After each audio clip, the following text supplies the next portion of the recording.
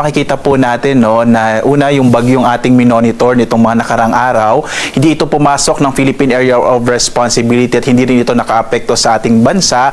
May international name po ito na Nuri, ay ngayon ay isa na lamang low pressure area at huling namataan mahigit 1,700 kilometers silangan ng northeastern sa Mindanao. At base po sa ating latest na data ay maliit na yung posibilidad na muli itong lumakas, posible pong malusaw na ito sa mga susunod na araw. Samantala, patuloy pa rin yung pag-iral ng northeast monsoon. Ay mapapansin nyo po, ito ay may mga kaulapan na maninipis.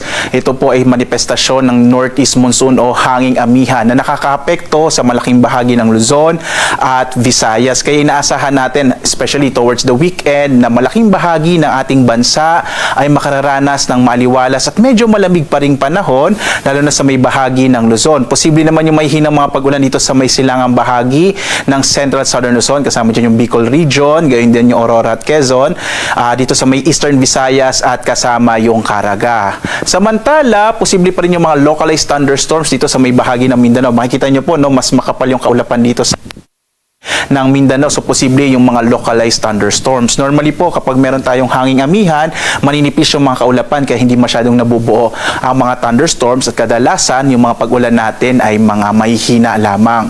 Posible po na ito na yung huling bugso ng hanging amihan at pagdating ng sa paparating na linggo, sa bandang midweek po this coming week, ay posibleng mas maging mainit na yung panahon. At maliban nga dito sa low pressure area, wala na tayong minomonitor na anumang sama ng panahon sa loob at labas ng Philippine Area of Responsibility.